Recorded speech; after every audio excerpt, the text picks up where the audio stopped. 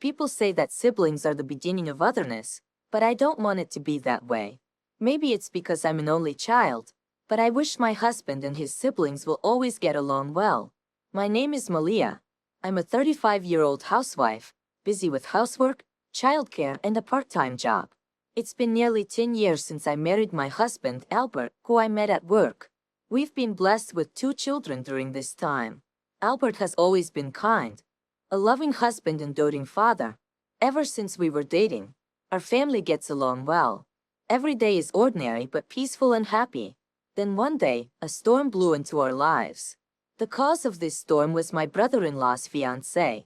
We met her for the first time last Christmas, and she was a bit of an unusual presence. It didn't bother me that she did nothing at my in-laws' house. After all, she wasn't my brother-in-law's wife yet, and my in-laws are not the type to demand help just because she's a daughter-in-law. As a person, I helped my mother-in-law out. Albert naturally helped out as well. My father-in-law and brother-in-law entertained the children. Amidst all of this, my brother-in-law's fiancée spent the whole time on her mobile phone. Even when greeting us for Christmas, she had her mobile phone in one hand, and during meals she stared at her phone screen. There was no conversation beyond the initial greetings. Frankly, I wondered why she even came. I thought she was brought along unwillingly by my brother-in-law and was in a bad mood. I really wanted to meet everyone, so I insisted he bring me, but she had said during the initial greetings. She insisted on coming, yet ended up holding her mobile phone the whole time.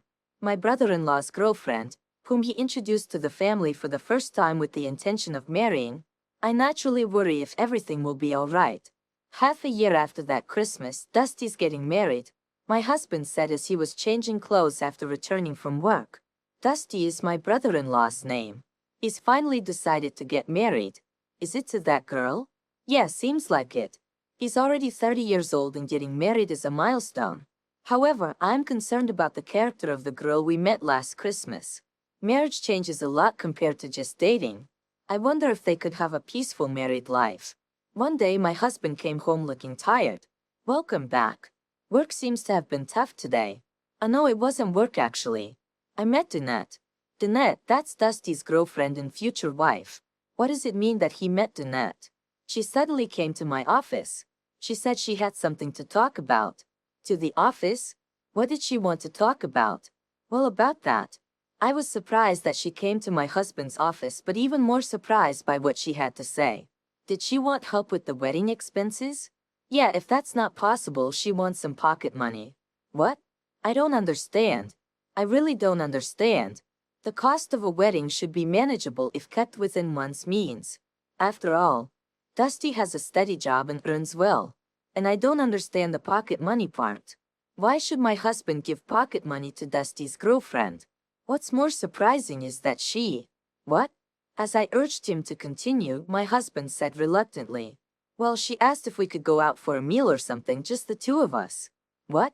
Why? She says she wants to get along with me because I'll be her brother-in-law. Then she should come over to our house. Don't be angry. Of course, I refused the idea of just the 2 of us. I told her she was welcome at our house. I'm so frustrated. Why does she need to meet my husband alone to get along? She and Dusty should just come to our house. The person who just fiddled with her mobile phone the whole time at Christmas is now saying this? Both the financial assistance and the meal. I couldn't stay silent about this and decided to talk to Dusty. I called him over to discuss something. I told Dusty everything about Danette's behavior. But Danette would never say such a thing, he said, unwilling to believe it. Of course he would think so. His fiancé asking his brother for financial help and pocket money, and even suggesting they meet alone. Who would believe such a story? But this is true. I believe Danette, Dusty said firmly as my husband explained with a troubled look. Trusting your partner is important when getting married. You shouldn't marry someone you can't trust. It's normal to believe and cherish your fiancé over your own brother. I only heard this story from my husband, but I didn't hesitate to believe him. A marriage is built on trust. Dusty isn't at fault. In the end, he left our house a bit upset. Seeing his reaction, my husband and I talked it over. If nothing else happens, we won't say anything more. We just want his happiness, but that was the decision we made. Danette's actions didn't stop. Having quit her job because she was getting married, Danette must have been really bored. She started visiting my husband at his office during his lunch break almost every day. Messages on his mobile phone too. He asked the receptionist at his office not to let her through, and he ignored the messages. And he reported each incident to Dusty, but Dusty still didn't believe it. He was so smitten with Danette that he didn't want to believe what my husband was saying about her. How about we go out for a meal, just the two of us? Could you give your cute little sister some pocket money? Feels so lonely. If only Albert were by my side. Even after sending screenshots of these inappropriate messages to Dusty, he still didn't believe it. Then I got a call from Dusty. What kind of harassment is this, sending me such fake messages? Do you really want to sabotage my happiness that much? He was furious. My husband, at risk of being disliked by his own brother, was very depressed. He was completely downcast by his brother's rebellion, as they had always been close. Unable to bear seeing my husband like this, I sent a message to Danette, asking her to stop harassing him. Her reply was shocking. What does it have to do with you? I couldn't believe she called me. This marriage should be called off. I have a bad feeling that Dusty is going to be unhappy. But no matter what we said, Dusty wouldn't listen to my husband. Their brotherly relationship was deteriorating. My husband's loneliness was heartbreaking. I wanted to meet with Danette and have a discussion with the four of us, Dusty and us, but time passed without that happening. One day, after my husband had gone on a business trip, Dusty called our home phone. Surprised by the unusual call, I answered and heard a loud voice. Malia, are you still at home? What are you doing? I was just hanging up laundry, but... What? If you're not coming today. Danette said if she's not attending the wedding, you need to pay the cancellation fee. His words left me speechless. I struggled to process what I had just heard. Wedding. Absence. Cancellation fee? What? I almost screamed. Wait a minute, what are you talking about? There's a wedding today? What? He seemed surprised by my panicked voice. I could sense his confusion over the phone. What are you talking about? I sent you an invitation. We never received it. That's impossible. You marked will attend on the reply card. We never sent a reply. After some back and forth about the invitation that never arrived, he seemed pressed for time. Forget about today. If Albert is on a business trip, it can't be helped. Let's talk properly later. He hung up. I stood there stunned. What on earth was happening? A wedding? Dusty's wedding today? I frantically called my husband, thinking he might not answer because he was on a business trip, but thankfully he did. Honey, I think something terrible has happened. I can't understand it if you don't explain properly. I must have been quite panicked. After taking a deep breath, I told him about the phone call with Dusty. A few days later, my husband returned from his business trip, and we went to visit Dusty's new apartment. We looked up at the rental apartment and rang the intercom, but no one answered for a while. Finally, after pressing it several times, someone answered. To our surprise, it was Leave. It seemed Danette, now my sister-in-law, answered. We don't want to talk to rude people who cancel a wedding at the last minute. Pay the cancellation fee and leave. She's demanding a cancellation fee? We couldn't just leave, so we asked Danette to let Dusty come out, but she refused. Unable to hold back any longer, my husband called Dusty, who seemed to be in the bathroom, and hurried out.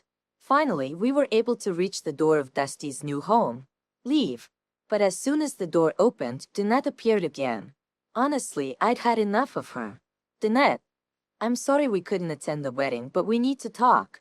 There's nothing to talk about. You're just going to make excuses, right? Don't think an apology will suffice after you embarrassed us at our wedding. We've brought the wedding gift we couldn't deliver. Please come in.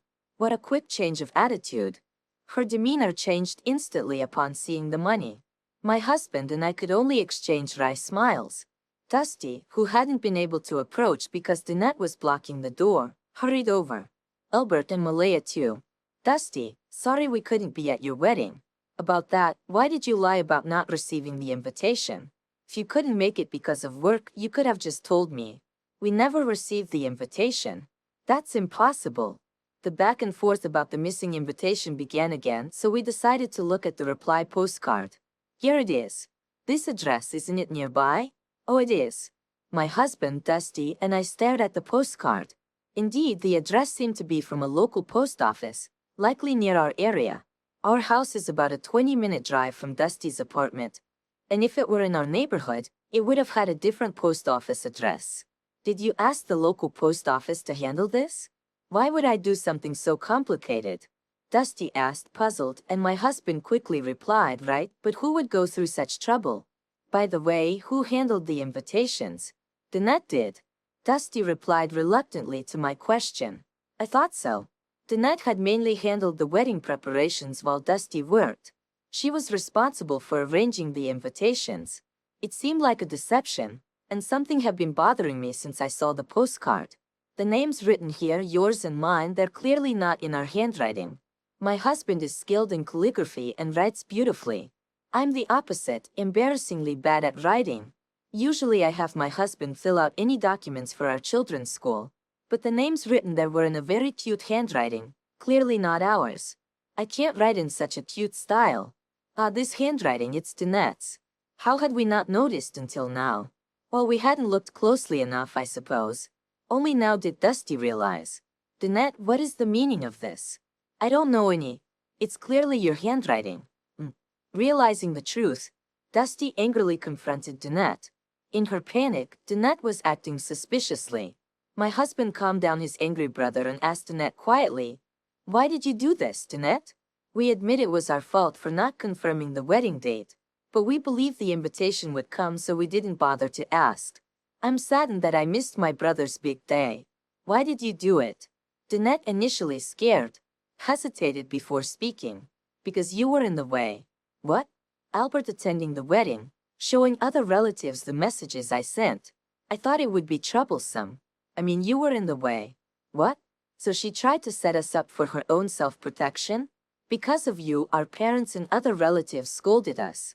They asked us why we prioritized work over my brother's wedding. They called my wife inconsiderate, too." Danette fell silent at this.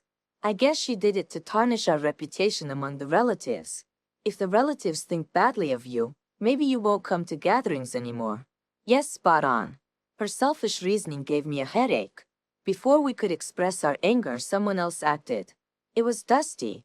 "Danette, what have you done?" "So the messages Albert mentioned were true?" "So what?" "Albert works for a good company. He should be able to support his cute sister, give her pocket money. Never trust someone who calls themselves cute." "That's what I thought now." "You what?" "It's Dusty's fault for earning so little." Danette openly expressed her thoughts. "I thought she was just easygoing, but she was this kind of person?" My husband Dusty and I were shocked. "I want to be a housewife, relax at home, lunch at my favorite places." Dusty's salary won't allow that, so I asked Albert.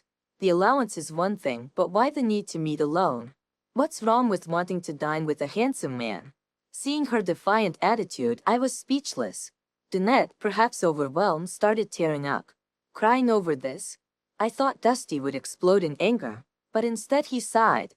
He seemed to be holding himself back, somehow maintaining his composure. He extended his hand to Danette. She placed her hand on his. "Dusty, will you forgive me?" He shook off her hand. "What are you misunderstanding, Danette? Just give it to me." "What? What do you mean?" "Your mobile phone. Show it to me now." "What? No. Just show it." Dusty snatched the mobile phone from Danette. After a moment of operating it, his face turned pale. "Figures. Hey, give it back." Avoiding Danette's reaching hand, Dusty spoke quietly. "You've been cheating, haven't you?" At those words, my husband moved. He held the mobile phone high out of Danette's reach. With a similar height to Dusty, it was easy for him to take it. His expression grew more severe as he looked at the phone screen. "I see quite a few, huh? What do you mean?" "Look, my husband showed me the phone screen." "That's a violation of privacy."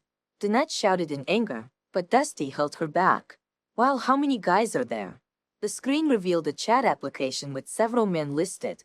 The content of the messages was quite explicit. "Had fun today. Let's do it again. I'm free tomorrow since my boyfriend is working. Today was intense. I need more stamina. Sneaking around is so exciting. Can't get enough with my boyfriend. How about a hotel tomorrow?" These messages were just the tip of the iceberg. "You're the worst. Truly the worst."